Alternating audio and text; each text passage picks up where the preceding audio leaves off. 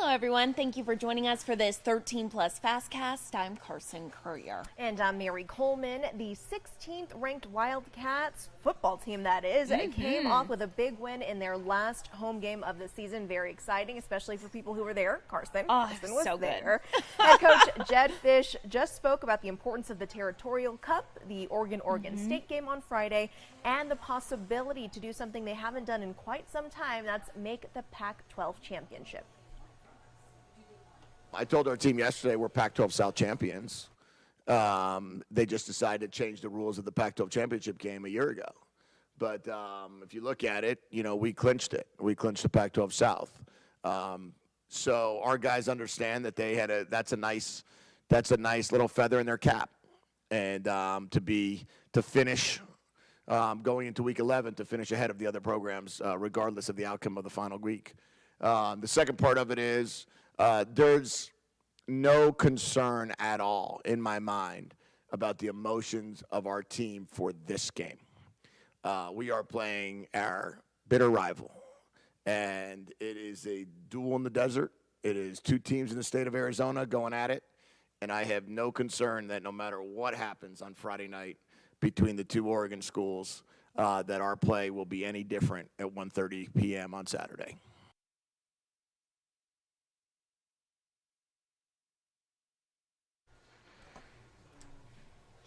And we have First Alert meteorologist Corey Coates joining us on a Monday afternoon, and it is chilly outside. We were debating whether or not it's cold. I'm cold. Or cool. Born and raised in Tucson, I'm freezing. I was out with Moscato walking him, and I'm like, can we stay in the sun? You get Moscato like a little, you get like a little coat from him or something. He does have a little coat. Does he? He does. Oh we didn't put it on today. It wasn't that cold. Okay, not that cold. Yeah, but it's chilly. Yes, it is chilly, right? I always struggle with the verbiage of temperature because I'm an East Coast guy. I'm from Baltimore, but I know people here, right? Different temperatures mean different things. So I'd say 90 degrees. I'm like, wow, it's hot. But people here are like, nice winter day. Yeah, nice winter day. Wait, hold on. I might need a second layer. But yeah, a little bit chillier, guys. In fact, it's the coolest day since early April. Wow. 230 days ago. Yeah, it's been a while. I mean, just take a look right here, right? So we're expected to get about to 68. We're almost at that right now. And yeah, that would be the coolest day since April 4th. 230 days ago. That's how far back you got to go to have a day as cool as it was here in Tucson. Yeah, it was cool yesterday, but even cooler today. How about some areas like Sierra Vista, nearly 10 degrees cooler than it was yesterday. And yeah, look at the temps, right? Many spots won't even see 70 degrees. The only spot that is in the 70s is Phoenix. 74, right? So a lot of spots will be hovering near 70, like Tucson, 67. Here's to the east, right? Barely cracking 60 degrees. Wilcox at 60 exactly. Small town of Portal near the New Mexico border. Yeah, only at 59. A very, very crisp day. We'll see temperatures diminish just a bit by the time 6 o'clock rolls around and that sun is setting for your evening commute. Maybe going out to dinner to start your week in the low 60s in Tucson and the mid-50s in a place like Sierra Vista. Then by 9 o'clock, diminishing even further to the upper 50s. So it's chilly. It's chilly. Well, here's the reason why it's chilly, and it's been a little chilly. We're still under the influence of troughing, although it's moved a little bit to the east. We're still in that cooler pool, getting that air from the north, which has continued to cool us down further. But yeah, lurking to the west is a high pressure. Don't worry. It's not like the high pressures we see during the summer. It's just going to warm us up just a touch by the time middle of the week rolls around, which includes your Thanksgiving, still under that ridging, which will mean a little bit warmer by the time Thanksgiving on Thursday rolls around, and then by Friday into the week, we'll cool down with another trough. You can see, right, producing a nice little snowstorm to our north. We're going to be watching to see if that dips far enough. That model doesn't have it happening, although it did have it yesterday. So, but now this model's also pushing maybe another low trying to form by the time later in this time period here. Early next week rolls around. We're going to be watching during that time frame because we know a lot of people are going to be traveling after Thanksgiving. So that is this weekend to early next week, getting back to their hometown. A lot of people will be traveling. So Climate Prediction Center, they just adjusted their numbers here. So 6 to 10 day outlook, which is this weekend through early next week. That is showing below normal temperatures and maybe above normal precip, right? Yesterday it was a little bit better signaling for above precip, average precip, but now little bit less, more towards the southeast corner of the state. You could see above normal precip, but yeah, not super strong signaling there. But now let's go to Thanksgiving. So these are the high temperatures expected on your Thursday. I mean, yeah, that's pretty nice. So 75 is the projected high in Tucson, as well as Phoenix, many areas in the mid to high 60s to our east. That's just like very Thanksgiving-like temperatures around here. I mean, very, very crisp fall-like conditions. Looking forward to that. Let's switch gears, though, now to air quality. So we do have an air quality alert for tomorrow, including all of the Tucson metro, stretching up I-10 to Marana, down 19 down to Green Valley, and down I-10 to the south and east, including Vail, as well as 3 Points. Well, here's why.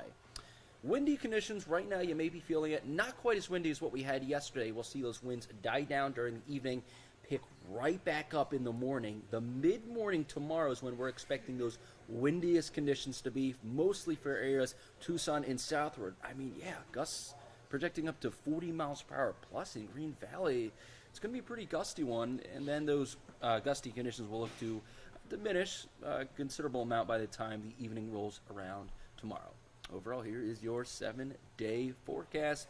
Breezy conditions tomorrow and Wednesday. A little warmer on Thursday, making it really nice for your turkey day. Bit of a cool down by the time the weekend rolls around with a slight 10% chance.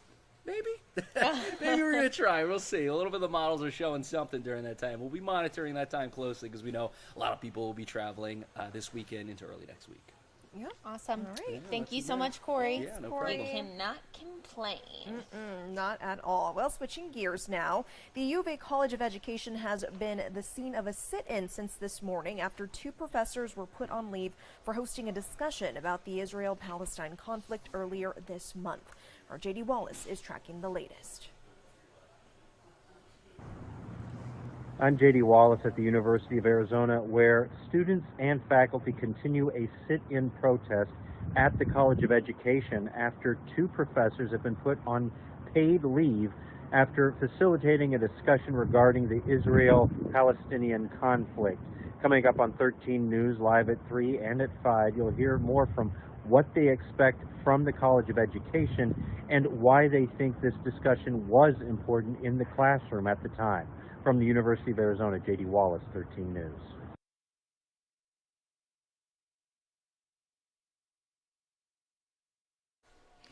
And with Thanksgiving just days away, many Tucson organizations are working against the clock to make sure those in need get a hot meal. That includes the Salvation Army, who's getting ready to hold its 39th annual Thanksgiving community meal. This will be held on Thanksgiving Day at the Salvation Army Hospitality House on North Main Avenue. That's happening from 11 to 2 in the afternoon. Organizers say this meal is open to everyone in the community.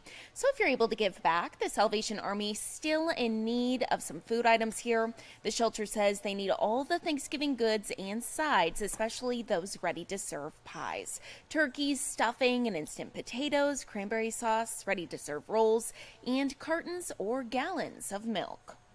And crews are also getting ready to feed hundreds in need. This is happening Wednesday at the annual Blessings to Go. This is by the Gospel Rescue Mission. Between 11 and 2, people can either sit down and have a meal or pick it up and go.